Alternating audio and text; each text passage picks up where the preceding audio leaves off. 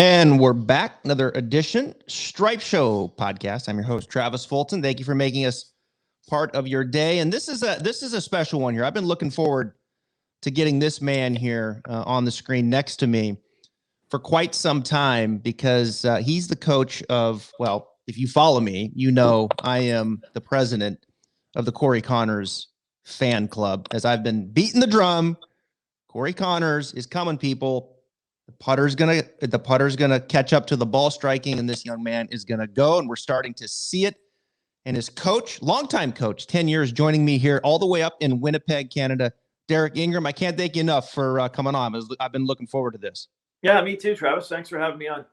Well, your man's rolling. I mean, he is playing some great golf. I love watching him play. He's just a brilliant ball striker. He's got all the statistics to back it up, but I think this run of golf that we're seeing right now from the 29-year-old Corey Connors is impressive. I'll read it off here. 3rd, Arnold Palmer. 7th at the Players. 14th at the Valero. 8th at Augusta, which I can see you got your master sweatshirt on, and then 4th at the RBC Heritage. This is pretty strong stuff. Are you pretty happy with your man here as he rolls here in the month of May? Yeah, no, he's been playing great, and actually, Travis, he's been playing great since about September last year. If we dig even deeper, but just tons of top tens, lots of great finishes, and feeling more and more comfortable being one of the best players out there. That's a big part of it, isn't it? Like just being comfortable mentally that I belong here. Number one, right, and then number two. For Corey, I'm one of the best players out here. Like I belong here. That's a big part of the psyche, isn't it? Yeah, for sure it is. And I think, for Corey, knowing Corey, it's taken a little bit of time for that. He was a really good junior player, and all of a sudden he won the World Junior in Japan as a junior player. Then as a college player and an amateur player, he was a pretty good college player, pretty good amateur player, and then basically became one of the top amateur players in the world for almost 2 years. He'd play anywhere around the world and for 2 years straight in the best amateur events around the world and either win or top 10 or top 20. If he didn't have his good stuff, it'd be a top 15. If he had his good stuff, it'd be a top 5. But if he putted well or played well, he'd win. And so now we're kind of seeing that progression on the PGA Tour where he's getting more comfortable out there. He knew when he got out there he was a pretty good player, but now he's starting, really believe that, hey, I like my chances out here. Yeah, I thought the Valero kind of stands out to me. He was defending. Yeah. And it kind of got off to a little bit of a sluggish start, but I thought he showed a lot of maturity, just kind of hung in there, didn't have his A game. I'm sure he was kind of pulled in a lot of different directions, which he wasn't used to. And then he just kind of worked his way back in a 14th, even though 8th at the Masters, 7th at the Players. I just thought, this guy, we know he can go, and we're going to talk about the improvement he's made in his putting. But I just thought he showed a lot of just maturity there that week, and maybe a tournament that could have got away from him. He just kind of hung in there, and another top 15 finish. Let me tee up on his ball striking because I talk about it a lot. And that this guy is the most underrated ball striker on the PGA Tour. I've been saying that for a while. Now, the statistics will prove that. Strokes gained off the tee, he's 9th. Strokes gained approach, he's 10th. Has he always been like this, just like a ball striking machine from tee to green? Yeah, I'd love to take a lot more credit for that, Travis. But he's always been a guy who has had an ability to hit the middle of the club face just consistently over and over and over again. And I remember joking with him when he was a, really good amateur player. We'd be on the track, man. I'm like, oh, did you kind of get that one a little bit on the heel? He's like, oh, no, that's right in the middle. And then I'd confirm with the track man as a 1.51 or 1.50. And, I like to think I've got a good ear for that stuff. I mean, you and I, we stand in the range all day long for, 25 years. So I kind of feel like I can tell when a person, and see when a person gets at a teeny bit on the bottom or a little bit in the heel or a little bit on the toe. But with him, he would always trick me with that. So he's had that ability to, get the golf ball in the middle of the club face for a long time. And we've just polished it over time. And he's always been a person also who's hit a ton of greens and regulations. Like he has just worn that greens and regulation stat out over the years. And it's something I really love because I feel like greens and regulation correlates to great finishes and money made. Yeah, he does. Every time they go to him, it's like he's got 17 feet for birdie. I mean, it's like clockwork, really. Um, Yeah. you know, you look at you look at his swing, and it's, like in social media, and I know you're on social media some, and like it's really easy to get caught up in the aesthetics, right? Like this modern, perfect swing shape, face square, change of knee flex, big turn, shallow it, rotate, all these things that we hear. Yeah. I love seeing the swings like Corey that have so many good things, but then have their own little idiosyncrasies too, and that it hasn't been, I think, overcoached, right? Perhaps. And like you look at Corey, kind of gets the club head, maybe just kind of subtly inside early. And then it's not this huge turn in the hips. It's more just kind of upper and, sets it. And then he just kind of rotates and off he goes. Right. And so I look at that. And the first thing that comes to my mind is like, Corey hasn't been overcoached, like he hasn't been overcoached. Take us through this journey with him where he's always been a great ball striker. And you're trying to maybe layer in, some things to improve technically, especially when he's struggling, but at the same time, just protect perhaps the genius that Corey has always been. Yeah, and by the way, that's a huge turn for him, but it's not a huge turn for everybody. So by turning more, he's improved his ball striking. He's got a little deeper and at the top, and it's made him easier. It made it easier for him to even be a better ball striker. But with me, I guess one of the hallmarks of myself and our national team program, but and really my belief is that if somebody, first we have to test people and challenge people at a high level to see if they can do it, both under pressure and not under pressure. And if they can reproduce at a super high level, then why try and make it prettier and sacrifice the ability to hit it as good or score as good? And so I try not to make people look better. I try to make them score better. That's kind of my goal as a coach. So the turn has gotten bigger for him. Like that's something that you work on with him. Oh yeah. I mean, we've done lots of, when he hits a bigger turn, there's a little less hands and arms, and I love the fact that he's got great hands and arms. And again, has that ability to put the club on the middle of the golf ball almost every single time. But we want to make it a little bit easier, and we have. So that's, one of the things we've worked on over the, billion things, but we haven't gone after, here's our model here. We want to look like this person because, right. And if you look at some of the players I coach, Taylor Penrith or I coach McKenzie Hughes for many years. I mean, Corey almost exclusively hits a draw. Mac almost exclusively hits a cut. Taylor's got a super vertical lead arm at the top of his swing, and then shallows a lot. I mean, people would love that. But to me, it's all about testing him and challenging him and saying, okay, what's your ball striking like? Can it hold up under the highest amount of pressure? And so for me, it's never really been about making it the prettiest. It's making it the most efficient. So Corey likes to hit that little draw pretty much with every club, right? I mean, it's even like a wedge. It doesn't turn much, but it kind of has that same look to it.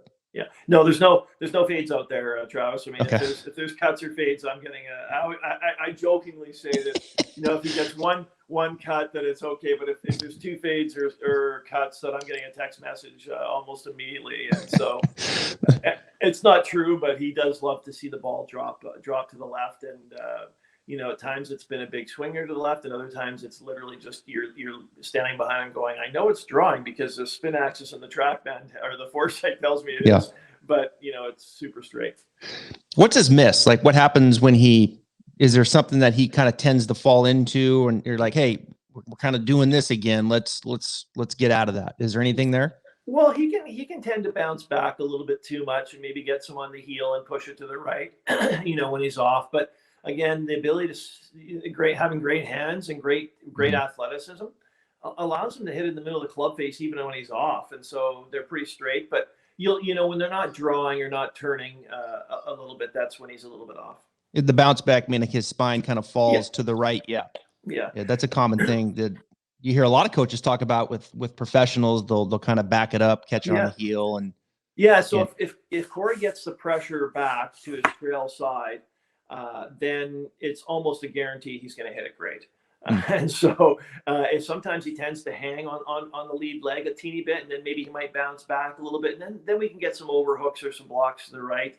But But the other thing is, again, I'd love to take credit for this stuff and tell you how brilliant I am, Travis. But this guy's got an unbelievable awareness of how his body moves and his game and contact, and that's something that's developed over time, like thousands upon thousands of hours of practicing, and he really has that awareness, and he can really correct super quick. Yeah, it's almost like, I think in the last maybe handful of years, it's like, it's okay to have, like, it's good to have good hands, right? And players that have good hands in the golf swing, that shouldn't always be viewed. It shouldn't be viewed as a bad thing. You know, like I look at Stuart Sink, and I just did this breakdown and I got some feedback from it, and they're like, well, that's not the way that it should be swung, because it should be more, you know, flex coming down and turning. And yeah, okay, I would prefer that, and I'm certainly encouraging that to the masses of players. Yeah. But I mean, Stuart Sink in that era, and Phil Mickelson and Leishman and these guys, you know, that bring this kind of cup lead wrist down, and then they kind of raise the handle and they have good hands. Man, like you're going to coach that out of a player. That's a pretty strong statement, you know, to take that out and say flex and turn and get the hands out of it. So there's certainly different ways to do it, but you got to be very careful with a player of the skill set like a Corey, like a Stuart Sink, who have their DNA and such great spatial awareness and feel. Because you can coach that genius right out of them, which we know has happened many, many times. So it's always an interesting conversation. Let me ask you this about the distance that we see now on tour. Corey's 295 off of the tee. Was there ever a conversation when Bryson started going about it this way? We saw Rory be very transparent about how it affected him. Did Corey ever come up to you and say, hey, coach, we need 10 more? Well, honestly, you know, Corey's probably, he's coached me as much as I have, because I use, you know, a multitude of stats guys, from Peter Sanders at Shot by Shot, and Lou at Stagner, and, you know, Decade, and we, you know, and Mark Brody. Like I use all these guys, or try and steal information from all of them. And obviously we're aware of, hey, we'd like to be a little longer. Who wouldn't be? And, you know, in the off season, Corey can hit it further. There's no question about it. He's got another, you know, he's got 180 ball speed, 182, 183 ball speed in the bag. But, you know, we also want to find our golf ball, and we like it in the short stuff. And when you're one of the best iron players in the world, it's also a lot of fun to have it in the short stuff, because it's really an advantage. And so, and I said to him, oh yeah, I want you to do this, or I want you to do that. But we've had great discussions, and I think that's one thing that really is important between a coach and a student, is that relationship. And you would be able to relate to this when you've got a deep, you know, trusting relationship with somebody. You can throw anything out there, and he can say, hey, listen, I don't like that, or I love that. And I can say, hey, I don't like us going this way, or I want us going this way. And we can have a discussion about it and come up with the right plan for the athlete. And so, you know we can hit it further. You know, we know we're not going to be a long drive guy. We're certainly not going to be Bryson. We're a control player, but we're longer than average. And so, yeah, and if he wants to hit it hard, you'll see him get up into the 180, you know, close to 180 ball speed, or even a tad more. But again, we're looking for balls in the middle of the fairway too. Yeah. Is that where that turn gets even deeper yet into the right heel when he cranks it up? Yeah, I mean, he'll get a little bit deeper there. He'll get the left heel off the ground, so it'll be a bigger turn. You know, the arms might run even a little more wild. But with him, he'll still hit it in the middle of the club face, which is nice. Yeah. But again, I think you have to be you. You have to be a great version of you. And, you know, if we're trying to teach, Brian Gay to be Bryson DeChambeau, he's probably not going to have those 4 or 5 or 6 PGA Tour wins he's gotten. You know, Webb Simpson seems to be playing not too badly. And so there's different ways to get this done. And I think you have to identify, hey, these are my strengths. This is my trump card. And I'm going to really run with this. And I'm going to be awesome at this. And when I'm on, I can be the best player, this week, and maybe even in the world. Yeah. I like the idea of being great at something, and if you can be great at something, then man, like that's a really good foundation to have, and then just start layering in things around it to support it. And Corey's a great ball striker, and he's already longer than average. So yeah, you start weighing that out. We can't move away from being great, in this arena. And the other thing that he's starting to become great at is putting. I mean, he's really, Derek, and nothing has made me happier than to see in this little stretch of golf here. Let me rattle off a few stats here for you. Okay. Cool. So I mentioned the last 5 tournaments. So strokes gained putting at Arnold Palmer, he was positive 3.8. Players positive 3.5. Valero positive 2.3. Masters I don't have, but I would bet it's got to be positive. For sure it was. Yeah. RBC positive 2. And that's a run of 5 here now of great putting. Strokes gained putting now, he's up to 63rd. I don't know. Just my perception when I look at him, he just looks much more comfortable now. With the flat stick, he looks like he's trying to make putts now. That's just my observation, uneducated guess, looking at it versus in the past. What's changed here? I mean, what's happened here, Derek, with this surgence of now what looks like incredible putting? How long do we have here? Okay. We got all the time in the world. People will listen. Trust me. Probably the biggest change, Travis, was we changed from a regular, a putting grip where he had the finger down, like covering 3 fingers like that. We went to the left hand lower, cross-handed after the PGA at Harding Park last year. Okay. And that was a big change. We've been talking about that for maybe a year and a half or 2 years or 2.5 years. And one of the hallmarks of Corey Connors, why he's so good, is he's a little bit. He's going to take his time to make big changes. He's not going to jump into them and start searching for unicorns or magic pixie dust here. We're going to be aware of things and take some time. So the change to crosshand, I think, is one of the big things that helped. A new putter from Ping, a little bit more of a teeny bit of a mallet, but still blade look and feel, but a little bit more of a mallet. So we'll give Ping a little shout out there. Having his caddy, bringing him in, new caddy, practicing green reading every single day. So that as a team, I think has really made a nice difference. And I guess the last thing, because there's a few other minor tweaks, but if you look at his routine, he's one of the fastest players on tour, both over the golf ball and everywhere. So we moved that to the putting green as well, because I remember watching him as an amateur. Like I'd be just still getting the number or something like that, and the ball would be in the air. He's so fast, and I love that about him because he's quick and committed. And so we moved that into the putting green. His routine is one of the fastest out there as well. And he's worked hard. Again, all that makes a bit of a difference, but he's worked really, really hard at some of the changes we've talked about.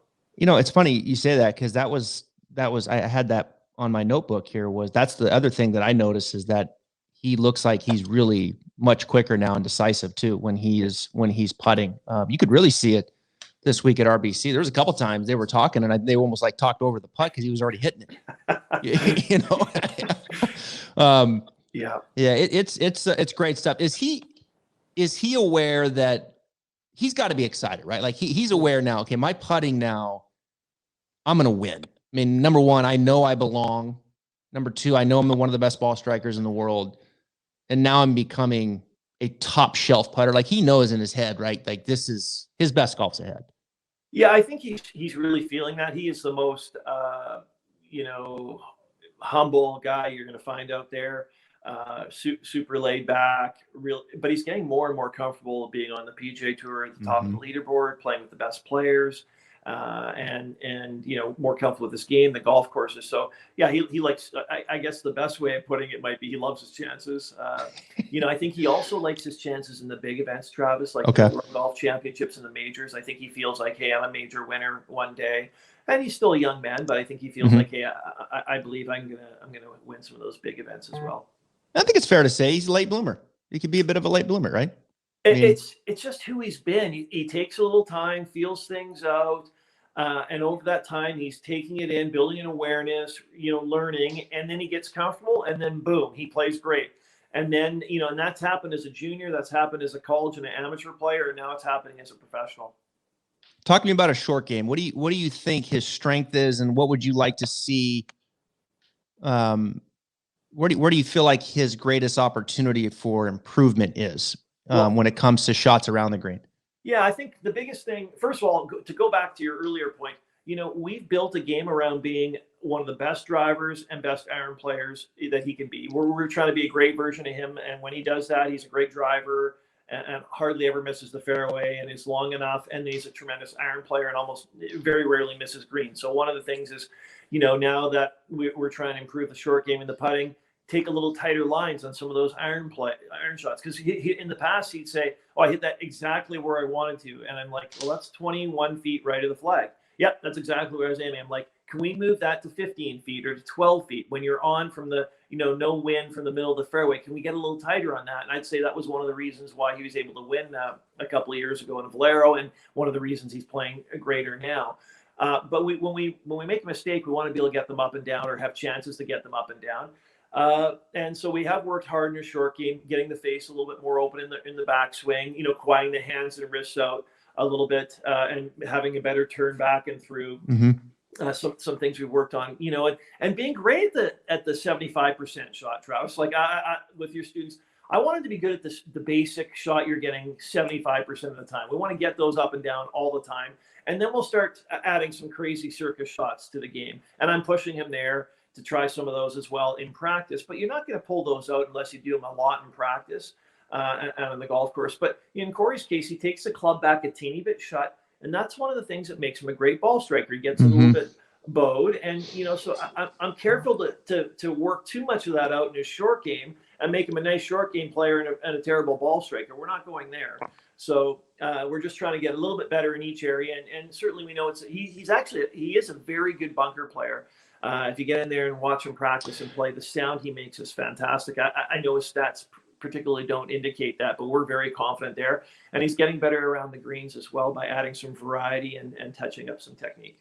Yeah, he had some great bunker shots in Hilton Head. Some really classy bunker shots, not easy ones either. And same at Augusta as well. He hit some beautiful ones. So tell us something we don't know about Corey. I mean, he sounds like a kind of a quiet guy. He's humble, appreciative. He looks like very polite to me. And I say this because I've never met Corey. Yeah. And what you said about, he kind of takes it in and then he lets it, kind of almost marinate a little bit. And then he kind of goes with it. Right. So he kind of takes him a little bit more time. The acceptance of it, perhaps. Right. Is he stubborn in some regards when it comes to that? Tell us something we don't know about him. Well, he used the word smart or really aware, but he's not changing things for the sake of changing things. He's not blowing stuff up quickly. He's slow and plots his way along, and he's super smart about things, and he has to think about them. And they got to make sense to him before he's going to do stuff. And I would say that's again the hallmark of a guy who's going to be a top player for a long, long time. I mean, some of the simple, he loves sports, loves hockey, Maple Leafs are his team, but he just loves hockey. So every evening you can be sure he's opening up his laptop and watching an NHL game on TV so if he's got those late tea times, he's going to try and stay up a little later and watch some hockey. That's awesome. Just love sport in general. He's super competitive, Travis. Like, this guy is ultra competitive, even though he's quiet and kind of calm. Get him on the Peloton, you get him on the pickleball court, you get him anywhere on the golf course. I mean, he is ultra competitive and would really enjoy stepping on your throat. But I think that's typical of a lot of guys on tour. So, he's not, there's not a ton of flash and dash to Corey Connors, but I think over the course of a year or two or a career, you're gonna be pretty thankful for that. So you worked with let's talk about a couple other players here. So you worked with McKenzie Hughes for many, many years. I know he's like a son to you. Yeah, no, Max. I consider him a great, great friend. He's like a younger brother or a son to me. I worked with him for 10 years. He was on our junior team, on our national team. He was on our amateur team, on our national amateur team. He was on our young pro squad, like Corey, and then transition to the PGA Tour. And honestly, Travis, I didn't think I'd ever coach. It wasn't my goal to coach players in the tour. Just when Matt got a PGA Tour card after he won in the Corn Ferry Tour, he's like, "I'd really like you to coach me on the PGA Tour." I'm like, "Oh, okay, sure, that sounds kind of cool." And so, and that was a real treat for me. And And so we spent 3 or 4 years on tour there, and I love his game as well. He's probably, I would say, he's one of the best putters in the world, Matt. If you watch him putt, I just can't describe how nice it is to watch that man roll the ball.